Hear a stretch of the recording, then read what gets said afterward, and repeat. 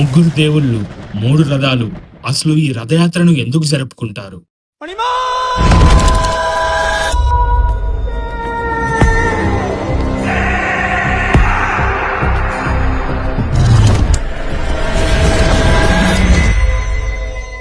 ఏ దిక్కు నుండి చూసినా తమ వైపే చూస్తున్నట్టు కనిపించే నీలచక్ర లక్షలాది జనాభా వచ్చినా కూడా సరిపోయే ప్రసాదం ఏనాడు మిగలదు లేదా తక్కువ పడదు. 108 బంగారు కలశాలతో స్నానం చేపించాక దేవుళ్ళకి జ్వరం వస్తుంది. ఈ జ్వరం 15 రోజులు ఉంటుంది. గాలికి వ్యతిరేక దిశగా ఊగే జెండా. సూర్యుని వెలుగు గుడిలో ఎంత ప్రకాశించినా కూడా గుడి నీడ కనిపించదు. ముఖ్యంగా గుడిలో శ్రీకృష్ణుడి గుండె. ఎంతో గొప్పగా సాగే రథయాత్ర.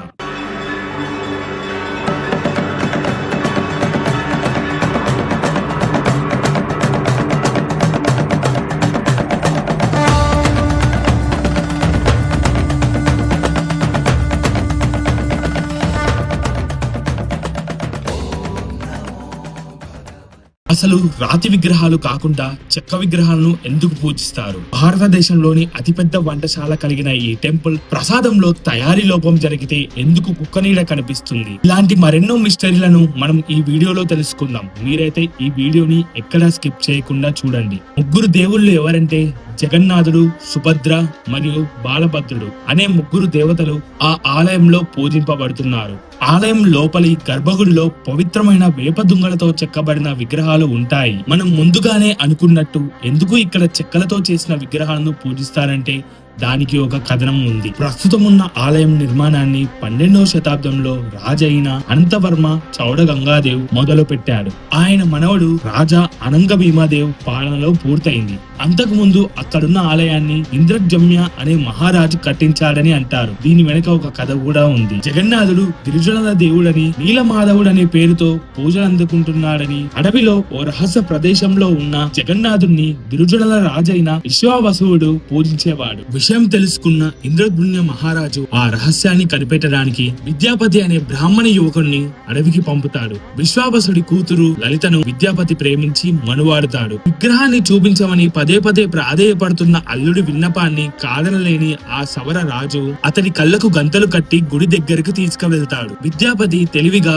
దారి పొడవునా ఆవాలను జారవిడుస్తాడు. కొన్నాళ్లకు అవి మొలకెత్తి దారి స్పష్టంగా తెలుస్తుంది. దీంతో వెంటనే ఇంద్రద్యుమ్న మహారాజుకి కబురు పెడతాడు. రాజు అడవికి చేరుకునే లోగానే విగ్రహాలు మాయమవుతాయి. దీంతో ఇంద్రద్యుమ్నుడు నిరాశతో నిరాహార దీక్ష మొదలుపెట్టి అశ్వమేధ యాగం చేస్తాడు. నీలాచలం మీద ఓ ఆలయాన్ని నిర్మించి నరసింహస్వామి విగ్రహాన్ని ప్రతిష్ఠిస్తాడు. ఒకనాడు ఆయన అక్కడే నిద్రిస్తుండగా జగన్నాథుడు కలలో కనిపించి సముద్ర తీరంలో వేప కొయ్యలు కొట్టుకొస్తాయి. వాటిని విగ్రహాలుగా చేయించమని ఆదేశిస్తాడు. కొయ్యలైతే కొట్టుకొచ్చాయి, కానీ విగ్రహ నిర్మాణానికి ఎవరితో చేపించాలో అర్థం కాలేదు. ఎంతమంది ప్రయత్నించినా సరే ఆ విగ్రహాన్ని చెక్కలేకపోయారు. ఏం చెయ్యాలా అని ఆలోచిస్తున్న సమయంలో దేవశిల్పి విశ్వకర్మ వికలాంగుడి రూపంలో వస్తాడు. తానొక్కడినే రహస్యంగా ఓ గదిలో విగ్రహాలకు రూపకల్పన చేస్తానని అంటాడు. కానీ 21 రోజులు అటువైపు ఎవరూ రాకూడదని, తన పనికి ఆటంకం కలగనివ్వకూడదని షరతులు విధిస్తాడు. రాజు దానికి అంగీకరిస్తాడు. రోజు గదిలో నుంచి ఉడి శబ్దం వచ్చేది. కొన్ని రోజుల తర్వాత గదిలో నుంచి ఎలాంటి శబ్దము రాలేదు. దీంతో రాణి అయిన గుండిచ్చాదేవి ఆ బ్రాహ్మణుడు ఉన్నాడో చనిపోయాడో అంటూ బాధపడుతూ గుడి తలుపులను తెరిపించమని రాజుని ప్రాధేయపడుతుంది. ఎందుకంటే బ్రాహ్మణుడు చనిపోవడం ఊరికి గుడికి మంచిది కాదని చెబుతుంది. ఇలా తొందర పెట్టడంతో గడువు పూర్తి కాకుండానే రాజు తలుపులను తెరిపిస్తాడు. శిల్పి కనిపించడు. చేతులు కాళ్ళు లేని సగం చెక్కిన విగ్రహాలు మాత్రం దర్శనమిస్తాయి. పశ్చాత్తాపంతో రాజు బ్రాహ్మణుణ్ణి ప్రార్థిస్తాడు. దీంతో చతుర్ముఖుడు ప్రత్యక్షమయ్యి, నీవు బాధపడకు, ఇది ఒక దైవ నిర్ణయం. ఇక మీదట అదే రూపంలో విగ్రహాలు పూజలందుకుంటాయని చెప్తాడు. పూరి ఆలయంలో విగ్రహాలకు అభయహస్తం, వరదహస్తం కనిపించకపోవడానికి అదే కారణం అంటారు. చతుర్దశ బోనాలను వీక్షించడానికి అంత పెద్ద కళ్ళు ఉంటాయి. ఈ మూల విరాట్లను ప్రతి 12 సంవత్సరాలకి ఒకసారి మారుస్తారు. ఇందులోనే శ్రీకృష్ణుడి గుండె ఉంది అని భక్తుల నమ్మకం. అలా ఏ గుళ్ళలో అయినా రాళ్లతో ఉండే దేవుళ్ళని చూసి ఉంటాం. కానీ పూరి జగన్నాథ ఆలయంలో దేవుళ్ళు చెక్కతో చేయబడి ఉంటాయి. రథయాత్రకు బయలుదేరే ముందు గర్భగుడిలో ఉన్న మూల విరాట్లను బయటకు తీసి ప్రతి సంవత్సరం జ్యేష్ఠమాస పౌర్ణమి రోజున స్నాన పౌర్ణిమ ఉత్సవాలలో భాగంగా దేవుళ్ళకి 108 కలశాలతో చన్నీటితో స్నానం చేపిస్తారు. అందువల్ల జగన్నాథుడికి జలుబు జ్వరం వచ్చిందని భావించి 14 రోజులు భక్తులకు దర్శనం ఆపేసి స్వామికి విశ్రాంతి ఇస్తారు. ప్రసాదంలో ఆయుర్వేద మందులను కలిపి జ్వరం వచ్చిన 15 రోజుల వరకు దేవుళ్ళకి అందజేస్తారు. ఇది నిజంగా జరుగుతుంది అంట.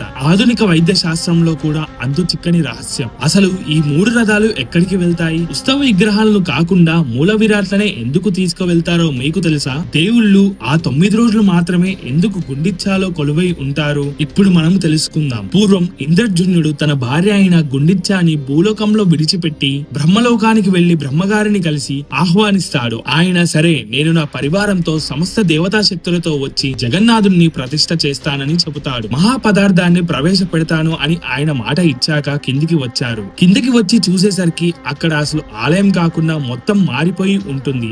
ఆ జనాలు తన రాజప్రసాదం, తన భార్య పిల్లలు ఎవ్వరూ ఉండరు. బ్రహ్మలోకానికి కొంతకాలమే వెళ్లి వస్తాడు. కానీ ఈ లోపల భూమి మీద కొన్ని యుగాలు గడిచిపోతాయి. ఎవరూ లేరు అని ఆ స్వామిని తలుచుకుంటూ బాధపడుతూ ఉంటే జగన్నాథుడు ప్రత్యక్షమయ్యి, నీ భార్య ఇప్పుడు లేదు, కానీ ఎంత సాత్వికురాలంటే ఈ ఆలయం కోసం నిన్ను వదిలేసుకుంది. అలాగే నేను కూడా నీకు ఒక వరం ఇస్తానని చెబుతాడు. నీ భార్య అంత సహాయం చేసింది. నేను సంవత్సరానికి ఒకసారి 9 రోజులు మీ భార్య గర్భంలో కొలువై ఉంటాను అని వరమిచ్చాడు. అందుకే పూరి ప్రధాన ఆలయంలో ఉన్న మూల విరాట్లను తీసుకువచ్చి గుండిచ్చా ఆలయం వరకు రథంలో వెళ్లి అక్కడ 9 రోజులు కొలువై ఉంటాడు. ఈ రథయాత్ర సమయంలో స్వామి వారిని ఎవరు అయినా దర్శించుకోవచ్చు. ఈ కారణం చేతనే దేవుళ్ళు గుండిచ్చా గర్భంలోకి వెళ్తారని అక్కడ పురాణాలు చెబుతున్నాయి.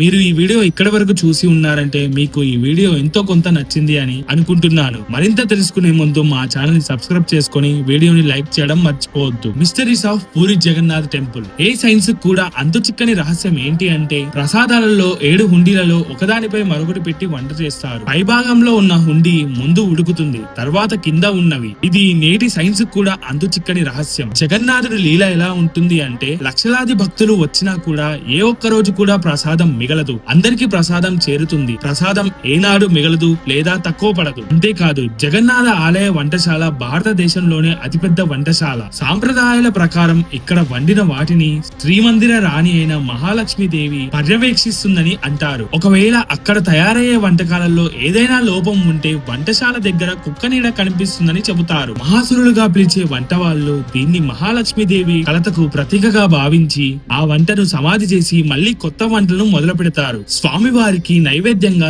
56 రకాల వంటకాలను నైవేద్యంగా పెడతారు. 56 రకాలనే ఎందుకు నైవేద్యంగా పెడతారో తెలుసా? పూర్వం శ్రీకృష్ణుడు రోజుకి 8 సార్లు భోజనం చేస్తాడంట. అయితే ఒకసారి గోవర్ధన పర్వతాన్ని 7 రోజులు తన వేలితో ఎత్తుకొని ఉంటాడు. అప్పటి కథను ఆధారంగా తీసుకొని 7x8 56 రకాల వంటకాలతో శ్రీకృష్ణుడికి నైవేద్యాలను అందజేస్తారు. మనము ఏ దిక్కు నుండి చూసినా కూడా సుదర్శన చక్రం మనల్ని చూస్తున్నట్టుగానే కనిపిస్తుంది. ఈ జెండాని ప్రతిరోజు మార్చాలి. అలా మార్చకపోతే పూరి జగన్నాథుడి ఆలయం 18 సంవత్సరాలు మూసివేస్తారంట. ప్రతి సంవత్సరం రథయాత్ర సమయంలో మూల విరాట్లని పూజారులు కాకుండా కోయదర అయిన విశ్వావసు వంశస్థులే రథయాత్ర సమయంలో దేవుళ్లను ఎత్తుకొని తీసుకువెళ్లి రథంలో కూర్చోపెడతారు. కోయదొర అల్లుడైన విద్యాపతికి 2 భార్యలు. మొదటి భార్యకు పుట్టిన వాళ్ళందరూ గుడిలో అర్చన చేస్తారు. రెండవ భార్యకు పుట్టిన వారందరూ స్వామివారికి ప్రసాదములు చేసి పెడతారు. ఇప్పటికీ కూడా ఈ వంశస్థులే వాళ్ళకి కేటాయించిన పనులను చేసి పెడతారు. పూరి జగన్నాథుడి ఆలయం ఒక గొప్ప ఆలయం, ఒక ప్రాచీన కట్టడం. నేటి సైన్స్ కూడా అర్థం కాని ఒక అద్భుతం. నేటి పరిజ్ఞానంతో కూడా మనం పూరి దేవాలయంలోని ఉన్న రహస్యాలను తెలుసుకోలేము. ఎందుకంటే అక్కడ ఉన్నది జగన్నాథుడి రూపంలో ఉన్న శ్రీకృష్ణుడు. ఓం జగన్నాథే నమః.